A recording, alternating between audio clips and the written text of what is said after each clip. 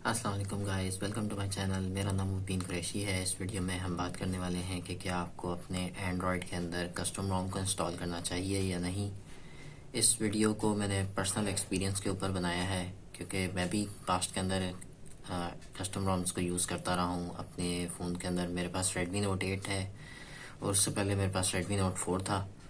तो मैंने काफ़ी सारे कस्टम रोम्स को यूज़ किया है।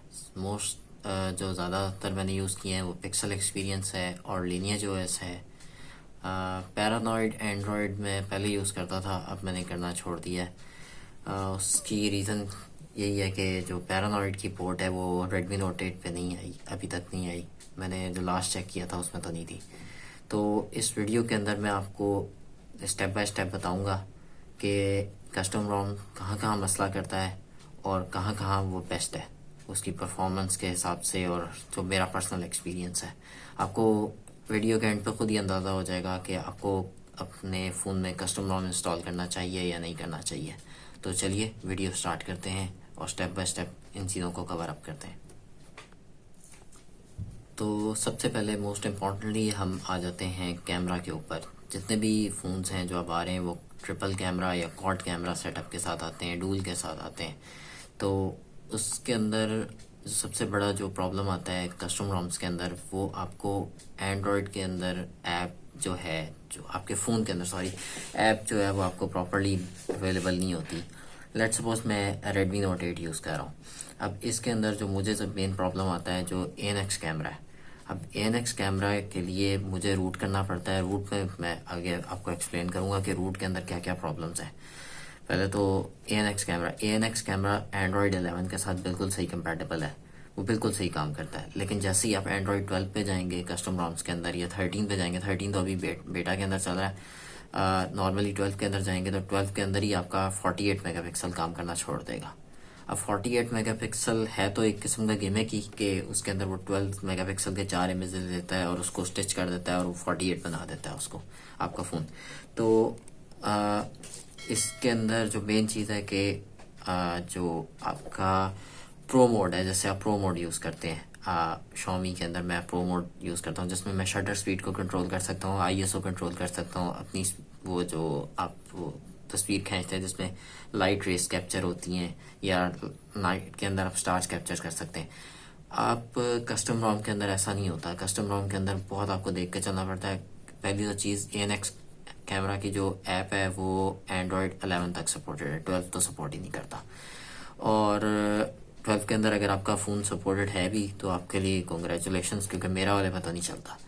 48 छुट्टी हो जाती है, प्रो छुट्टी हो जाती है, उसके बाद क्या कहते हैं उसका पोर्ट्रेट की छुट्टी हो जाती है, पोर्ट्रेट भी नहीं काम करेगा, एक नॉर्मल कैमरा काम करेगा।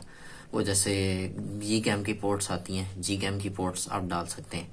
उसके अंदर भी वो बहुत सारे लोगों ने वीडियोस डाली हुई हैं कि आप जी कैम की पोर्ट है, मैं उस पर भी एक वीडियो बनाऊंगा कि जी कैम की जो पोर्ट है वो 48 मेगापिक्सल पे तस्वीर खींचती ही नहीं है। ये भी कहानी है। तो एक नॉर्मल कैमरा है 8 मेगापिक्सल पे तस्वीर खींच लेगा या 12 पे खींच लेगा वो जी कैम के अंदर भी, और उसके अंदर प्रो मोड काम नहीं करता। पोर्ट्रेट आपकी किस्मत अगर अच्छी हुई तो चल जाएगा, नहीं अच्छी हुई तो आपका पोर्ट्रेट भी फारिग। यानी कि आपको अगर कस्टम रोम इंस्टॉल करवाना है तो आपको अपने कैमरे के अंदर बहुत सारे फीचर्स खोने पड़ेंगे। सबसे पहले उसकी क्वालिटी, अगर आप प्रो यूज़ कर रहे हैं तो वो, अगर आप वीडियोस 4K 30 या 60 पे बना रहे हैं तो वो हो सकता है वो सपोर्ट ही ना करता हो, और उसमें क्रैशेस और बग्स, ये सारा कुछ इन सारी चीज़ों के कस्टम रोम के साथ चलता है। और अब आ जाते हैं, जो मैंने आपको कहा था कि इस कस्टम रोम को इंस्टॉल करवाने के लिए आपको रूट करवाना पड़ता है, मैजिक्स मॉड्यूल को इंस्टॉल करवाना पड़ता है। मैजिक्स मॉड्यूल जैसे ही आप इंस्टॉल करवाते हैं उसके लिए आपको रूट करवाना पड़ता है। रूट करवाते हैं तो आपके फ़ोन की सिक्योरिटी की ऐसी की तैसी फिर जाती है। अगर आप नॉर्मली बेसिकली जो मैं, क्योंकि ऐप्स के साथ इसको टेस्ट भी किया हुआ है, अगर आप बैंकिंग ऐप्स यूज़ करते हैं जैसे कि इजी पैसा हो गया, जैस कैश हो गया, बैंकिंग दूसरी मिज़ान की ऐप हो गई, या फिर अल्फला की ऐप हो गई, HBL की ऐप हो गई, तो पहली तो चीज़ ऐप्स जो हैं वो काम ही नहीं करेंगी। बैंकिंग ऐप्स अल्फला की काम नहीं करती, जो अल्फला की ऐप खुलेगी भी नहीं, लॉगिन भी नहीं करने देगा आपको, जहाँ तक मेरा एक्सपीरियंस है। और जैस कैश की भी ऐप नहीं खुलती, चाहे आप मैजिक्स मॉड्यूल को हाइड भी कर देंगे तब भी नहीं काम करेगा ये। बैंकिंग ऐप्स बहुत सारी ऐसी हैं जो मैजिक मॉड्यूल हाइड करने के बाद भी वो काम नहीं करती। और हाइड अगर आप कर भी देते हैं तो उसका ये मतलब है कि एक बंदा आपके साथ खड़ा हुआ है और आप उसको कह रहे हैं कि यार मैं पासवर्ड लगा रहा हूँ, लेकिन आपने पासवर्ड देखना नहीं है, वो देख भी रहा है। तो खैर वो इशारे के अंदर लोग बात समझ जाते हैं। इसके अंदर जो मेन इशू जो है वो सिक्योरिटी का आएगा आपको। आपकी जो फ़ोन की सारी इन्फॉर्मेशन होती है वो एक किस्म की हैकर्स के लिए ओपन होती है, क्योंकि आपका फ़ोन रूटेड होता है। रूटेड के अंदर बहुत सारे मसले होते हैं। आपके फ़ोन में कोई भी किसी भी किस्म की ऐप इंस्टॉल कर सकता है, क्योंकि मैजिक्स मॉड्यूल ही एक ऐसा एक ऐप है कि वे थ्रू ऐप दे रहे हैं, पैसेज दे रहे हैं एक बंदे को कि अब वो एंटर हो सकता है। उसके अंदर बहुत सारे लूप होल्स हैं। क्योंकि मैं बाज़ दफ़ा ये सोचता था कि आपके पास हर चौथे दिन न्यूज़ आती है कि आपके बैंक का डाटा चला गया, आपका इस चीज़ का डाटा चला गया। वो इसलिए चला जाता है क्योंकि आपने रूट किया हुआ होता है और उसमें आपने ऐसी ऐप्स डाली हुई होती हैं जो सिक्योर नहीं होती, उसकी वजह से मसला आता है। तीसरा जो मसला जो मुझे फेस करना पड़ा था इसके अंदर वो ये था कि रैंडमली रीबूट्स हो रहे हैं फ़ोन के अंदर। ऐप काम करते करते छोड़ जाएगी। कोई भी आप ऐप यूज़ कर रहे हैं वो उसके अंदर कोई ना कोई मसला आ रहा है। ये बैंकिंग ऐप्स के अंदर तो ऑलमोस्ट ही मसले आते थे। कैमरे की ऐप भी बाज़ दफ़ा चलते चलते बंद हो जाती है, कैमरा वो एरर दे देगा, फिर आपको फ़ोन को रीस्टार्ट करना पड़ेगा, फिर ऑन दोबारा करेंगे तो फिर वो कैमरा ऐप चलना शुरू होगी। वो एक लंबी चौड़ी कहानी है। रीबूट्स इस तरह भी आते थे। मैंने गूगल का मैं नाम ऐसे ले रहा हूँ, पिक्सल एक्सपीरियंस यूज़ किया। पिक्सल एक्सपीरियंस बेसिकली जो है वो गूगल के AOSP के ऊपर ही बेस्ड है। तो पिक्सल एक्सपीरियंस के अंदर ये वाला मसला था कि मुझे आदत है फ़ोन बेड पे ऐसे करके रखने की, यानी कि मैं दूर से ही छोड़ देता हूँ, या फ़ोन को झटका लगेगा तो उसके अंदर ये वाला मसला आता था मुझे कि फ़ोन को झटका लगा है और वो जो है फ़ोन रीस्टार्ट हो गया। और मैं बड़ा तंग होता था इस चीज़ से, क्योंकि जब फ़ोन आपका रीस्टार्ट होता है तो आपकी सारी ऐप्स बंद हो जाती हैं जब तक आप पिन नहीं एंटर करते। पिन एंटर करते हैं तो फिर आपका व्हाट्सएप दोबारा से लॉगिन होता है, चलना शुरू होता है, या जो भी है उसका। तो मुझे इस तरह के मसले इसके साथ, कस्टम रॉम्स के साथ बहुत सारे थे। अब चंगी तरह बुराई कर ली है तो थोड़ी तारीफ भी हो जाए। इसका जो सबसे इम्पोर्टेंटली जो बहुत अच्छा जो है, जो चीज़ है इसके अंदर, जो एडवांटेज है इसका, वो ये है कि इसकी स्पीड बहुत अच्छी होती है। इसके अंदर जो है एक एक बुराई रह गई थी करनी, वो है कस्टमाइजेशन। कस्टमाइजेशन जो है आप वो उस पर जो आपका कस्टम रोम है उसके ऊपर उस तरह की नहीं होती जिस तरह मैं अपनी MIUI के ऊपर करता हूँ। जैसे आपका इसके अंदर थीम्स का ऑप्शन है। थीम्स का ऑप्शन रीजन के ऊपर मैंने वीडियो बनाई हुई है, उसका डिस्क्रिप्शन में मैं लिंक डाल दूंगा, ऊपर भी आपको कार्ड भी आ जाएगा उसका। उसके अंदर मैंने बताया था कि आप अपने फ़ोन के अंदर कैसे ये ब्लर जो इफेक्ट होता है जो आपके उसमें आ रहा होता है, भला करे जो कंट्रोल सेंटर के अंदर ब्लर इफेक्ट आ रहा होता है, उसको आप कैसे वापस ला सकते हैं। तो आप कस्टम थीम्स डाल सकते हैं, इसमें कस्टम वॉलपेपर लगा सकते हैं आप। एक अच्छा सिस्टम है इसका, ये कि प्रॉपर्ली कस्टमाइज़ कर सकते हैं आप। एंड्रॉयड के अंदर आप iOS का लुक दे सकते हैं, आप इवन के बूट लोगो भी चेंज कर सकते हैं। इसके अंदर ये ऐसा सिस्टम होता है, ऐसे थीम्स भी हैं इसके अंदर। अब मुझे Huawei और दूसरे फ़ोन्स का तो नहीं पता कि वो उनके अंदर कौन से ऑप्शन आते हैं। सैमसंग के अंदर भी थीम्स आते हैं। मेरे वाइफ के पास फ़ोन है, आई थिंक J3 है, J7 है आई थिंक, J7 प्राइम है, उसके अंदर भी थीम्स का ऑप्शन है। तो थीम्स तो ऑलमोस्ट सब में ही आते हैं। अब कस्टम रोम के अंदर सबसे बड़ा प्रॉब्लम जो आता है वो यही आता है कि आप जो है या तो थीम आपका पहले तो स्टॉक होगा, और उसके बाद आप पहले उस पर नोवा लॉन्चर डालेंगे। आपकी जो है जो जिस परफॉर्मेंस के लिए आपने वो किया था, कि परफॉर्मेंस के ऊपर ही मैं बात करने वाला था और मैंने उसके अंदर ये पॉइंट डिस्कस करना था।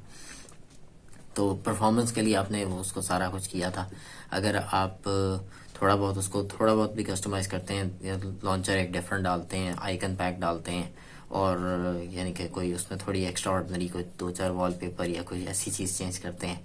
वॉलपेपर तो खैर इस पे भी आपको उतनी अमाउंट ऑफ रैम लेगा जितनी उस पे लेगा, लेकिन जब आप एक्स्ट्रा ऐप्स डालेंगे और सारा कुछ करेंगे, क्योंकि बैकएंड पे उसका अपना लॉन्चर भी चल रहा होगा, उसके ऊपर नोवा लॉन्चर भी चल रहा होगा, उस पर आइकन पैक भी चल रहा होगा, तो वो कर करा के उसकी जो रैम यूजेज होती है वो कर करा के उतनी ही हो जाती है जो स्टॉक के ऊपर आपके हो रही होती है।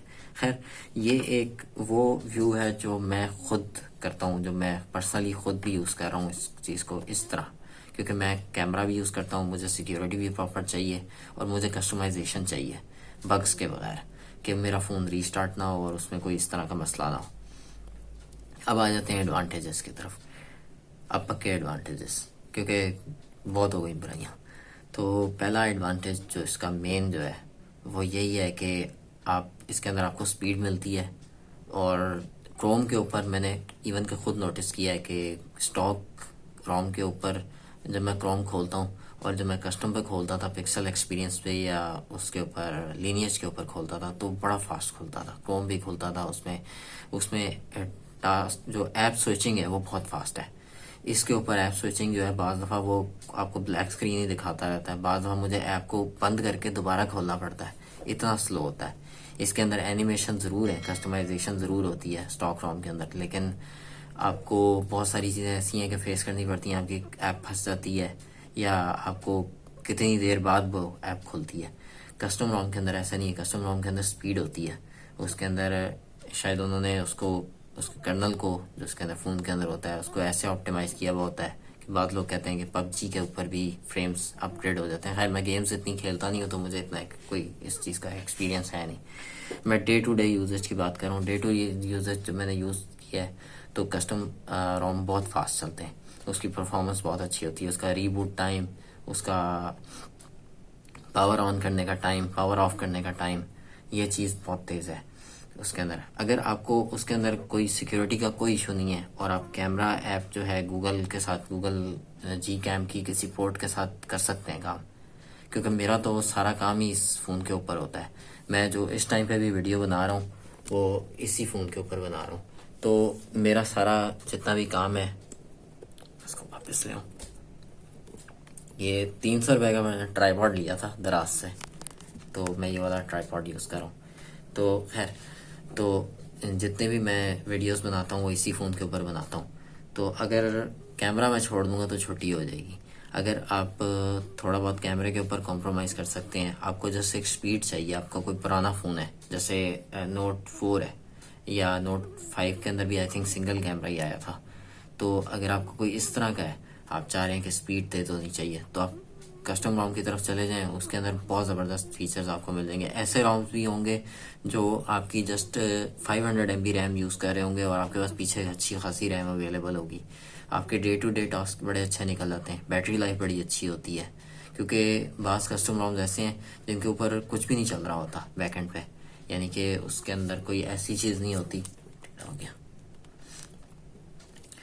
तो कोई ऐसी चीज़ नहीं होती जो जैसे आपके स्टॉक रोम पे चल रही होती है। स्टॉक रोम के ऊपर 3600 ऐप्स हैं जो MIUI ने इंस्टॉल की हुई है। सिक्योरिटी की ऐप है, फीडबैक की ऐप है, वो पता नहीं क्या कुछ डाला हुआ है।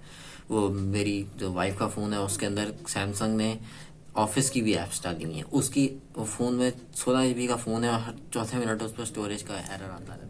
वो फ़ोन की स्टोरेज हाई थी तो वीडियो बंद हो गई। अच्छा, तो हम बात कर रहे थे कि डे टू डे यूज़ के ऊपर। डे टू डे यूज़ आपका बहुत अच्छा गुजरेगा कस्टम रोम पे अगर आप कैमरे के ऊपर थोड़ा सा कर सकते हैं। और सिक्योरिटी का आपको कोई बैंकिंग ऐप्स आपने कोई नहीं यूज़ करनी। ऐसी बैंकिंग ऐप्स तो मैं आपको बिल्कुल नहीं सजेस्ट करूँगा कि आप रूट करवा के इस्तेमाल करवाएं, कि आपके साथ कुछ भी हो सकता है किसी टाइम पे भी। आपका कोई भी डाटा जा सकता है, कोई भी पिन जा सकता है, OTP जनरेट करवा सकते हैं, क्योंकि आपका जो एक ऐसा OTP जनरेट होता है जो सिम के ऊपर हो रहा होता है। तो वो आपका अगर सिम भी पढ़ रहे हैं और आपका दूसरा डाटा भी पढ़ रहे हैं तो कुछ भी आपके साथ किया जा सकता है। तो वो तो बिल्कुल मैं सजेस्ट नहीं करूँगा, क्योंकि मैं अपना खुद एक पर्सनल एक ऐसी चीज़ फेस कर चुका हूँ कि ट्रांजैक्शन मैंने करवाई तो ट्रांजैक्शन हो गई और ऐप क्लोज़ हो गई और वो उनके पास डाटा ही नहीं था इस चीज़ का। तो एक आई थिंक फूड पांडा की ऐप थी या कोई ऐसा था। वो बाज़ लोग कंप्लेंट करते हैं कि फूड पांडा की ऐप के साथ ये हो सकता है ऐसा मसला, लेकिन मुझे पता है कि मैं फूड पांडा इतने अरसे से यूज़ कर रहा हूँ, कार्ड पे पेमेंट करता हूँ, कभी ऐसा कोई मसला नहीं आया।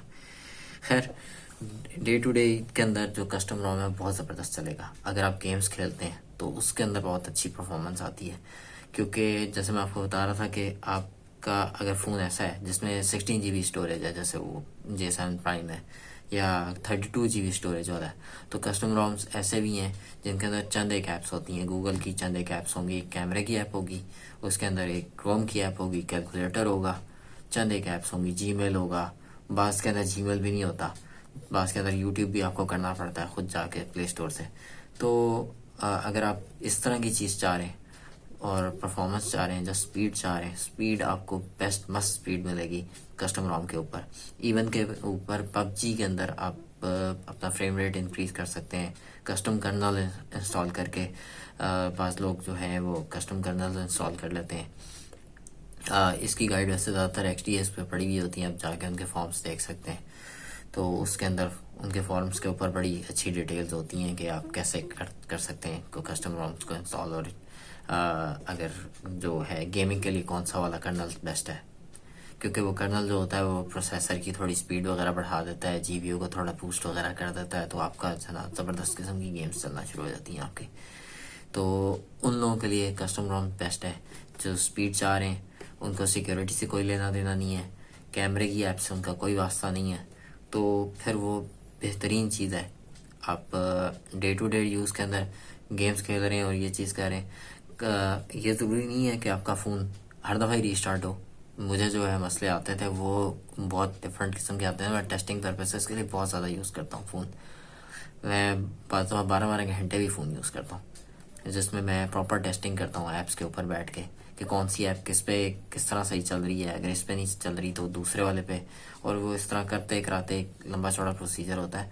तो उसके अंदर जो मुझे मसले कुछ ज़्यादा ही आते हैं नॉर्मल लोगों से। तो हो सकता है कि आपको कोई ऐसा स्टेबल वर्जन मिल जाए। जैसे मुझे एक वर्जन मिला था पिक्सल एक्सपीरियंस के अंदर। पिक्सल एक्सपीरियंस के अंदर मैंने एक वर्जन ढूंढा था, एंड्रॉयड 11 था वो, और वो स्टेबल रोम था बिल्कुल, वो ज़बरदस्त चलता था। उसका कैमरा भी बड़ा ज़बरदस्त था, उसमें ANX कैमरा बिल्कुल सही काम कर रहा था। MIUI की भी पोर्ट आई हुई है इस टाइम पे, जो है आप MIUI की पोर्ट इंस्टॉल करवा सकते हैं जो है कस्टम रोम के ऊपर। वो मेरे वाले पे तो नहीं चल रहा था सही तरह। मेरे पास Note 8 है जिसमें मैं पहले बता चुका हूँ। हो सकता है कि आपके फ़ोन के साथ सही तरह काम करे, क्योंकि वो कस्टम रोम के अंदर सबसे बड़ा जो प्रॉब्लम होता है हार्डवेयर का होता है। अब मेरा वाला जो है पता नहीं कौन सा सेंसर यूज़ कर रहा है, दूसरे वाले का Sony IMX यूज़ कर रहा है, तीसरे वाले का कोई और यूज़ कर रहा है। तो वो हर किस्म का उसको ड्राइवर बनाने के लिए टाइम लगेगा। जो आपके स्टॉक एंड्रॉयड स्टॉक रोम होता है उसके अंदर ये होता है कि पूरी टीम बैठती है, उसके अंदर सारी एक एक चीज़ को देख के टेस्ट किया जाता है और फिर रोम को रिलीज़ किया जाता है। मुझे याद है जब एंड्रॉयड 10 से 11 पे इस पे आना था Redmi Note 8 का, तो अच्छा खासा टाइम लग गया था, क्योंकि वो पहले पूरा टेस्ट करते हैं, उसके बाद वो फिर इसको लेके आते हैं, फिर लॉन्च करते हैं। इनके अंदर जो कस्टम्स के अंदर वो ऐसे नहीं होता। कस्टम में बस वो 3-4 डिवाइसेस पे टेस्ट करते हैं, चल रहा है ठीक है, भेज देते हैं उसको, और वो उसके बाद बग्स आते रहे, जो मर्जी होता रहे, उनका कोई लेना देना नहीं होता। और ज़्यादातर ये रीबूटिंग वाले बग्स जो है ना वो लोग रिपोर्ट भी नहीं करते, और इस तरह के जो मसले आ रहे होते हैं वो कोई मसला कोई रिपोर्ट नहीं करता। खैर, एक ये छोटी सी वीडियो थी, आपको होपफुली अंदाज़ा हो गया होगा कि आपको कस्टम रोम इंस्टॉल करना चाहिए या नहीं चाहिए। मेरा तो बेसिकली मशवरा ये है कि अगर आप कोई सिक्योरिटी ऐप्स यूज़ करते हैं या कोई ऐसा आपका कोई लेन देन है इसके साथ, आप फॉरेक्स वगैरह कर रहे हैं या कोई ऐसी चीज़ कर रहे हैं, तो मैं आपको बिल्कुल भी सजेस्ट नहीं करूँगा कि आप इस तरह का कोई काम करें। इसके साथ फ़ोन के ऊपर कस्टम वगैरह इंस्टॉल करें, स्लो पे चला लें उसको, आप एटलीस्ट आपका फ़ोन चल रहा है, सिक्योर तो है। बकाया जो कंपनीज़ को मैं सजेस्ट करूँगा, अगर कंपनी ने देखनी तो होती नहीं है वैसे वीडियो, लेकिन फिर भी सजेस्ट कर देते हैं कि उसके अंदर एक बेसिक चीज़ ये है कि अपनी जो स्टॉक रोम है उसके अंदर से जो ब्लोटवेयर ऐप्स हैं, किस बंदे ने माइक्रोसॉफ्ट ऑफिस यूज़ करना है नहीं करना, आपने उठा के फजूल में तुना हुआ होता है उसमें। 90% ऐप्स ऐसी हैं मेरे फ़ोन के अंदर जो मैं यूज़ भी नहीं करता। स्कैनर ऐप है, मैं गूगल का लेंस यूज़ करता हूँ, उसके अंदर स्कैन भी हो जाता है, सारा कुछ हो जाता है, ज़रूरत ही नहीं पड़ती कि इन चक्रों में मैं पढ़ूँ। कैम स्कैनर में बेस्ट स्कैनिंग हो जाती है, बाद में मैं लेंस भी नहीं यूज़ करता। तो हर बंदे का अपना प्रेफरेंसेस है, उसको उसके हिसाब से चलने दें। आप सिर्फ अपना बेस्ट दें, कैमरा बेस्ट दें, उसके जो ऑडियो के अंदर जो इक्वलाइज़र वगैरह जैसे MIUI ने दिया हुआ है वो इस तरह की कोई चीज़ें बेस्ट दे दें। बकाया जो है जो लोग जो चीज़ इंस्टॉल करना चाहते हैं, इवन के गूगल की भी ऐप्स की उनको मर्जी दें। कोई हो सकता है Gmail यूज़ करता है, नहीं करता, आप उसके अंदर फजूल में आपने Gmail भी डाली है, ड्राइव भी डाली है, सारा कुछ घुसाया हुआ आपने उसके अंदर। और इसके अंदर मेरे फ़ोन के अंदर एक ऐप है जो शेयर मी के नाम से, उस पर कभी भी फाइल वायरलेसली ट्रांसफ़र नहीं होती। मैंने वीडियो तो पहले पिछले दिनों बना दी, वो उस दिन बाय चांस हो गई। उसके बाद जब मैंने वो ऐप यूज़ की उसमें वायरलेसली फ़ाइल ट्रांसफ़र ही ना हो। उसके अलावा मैं वायरलेस फ़ाइल ट्रांसफ़र के लिए मिक्स एक्सप्लोरर यूज़ करता हूँ FTP सर्वर को बनाने के लिए। उसकी मैं उसका डिस्क्रिप्शन में लिंक डाल दूंगा, ऊपर आपके पास कार्ड भी आ जाएगा। वीडियो काफ़ी लंबी हो गई है, आपको खुद ही एक्सपीरियंस हो गया होगा, एनालिसिस आप खुद भी कर सकते हैं कि आपको कस्टम ROM इंस्टॉल करना चाहिए या नहीं करना चाहिए। मिलते हैं नेक्स्ट वीडियो में। अल्लाह हाफिज़।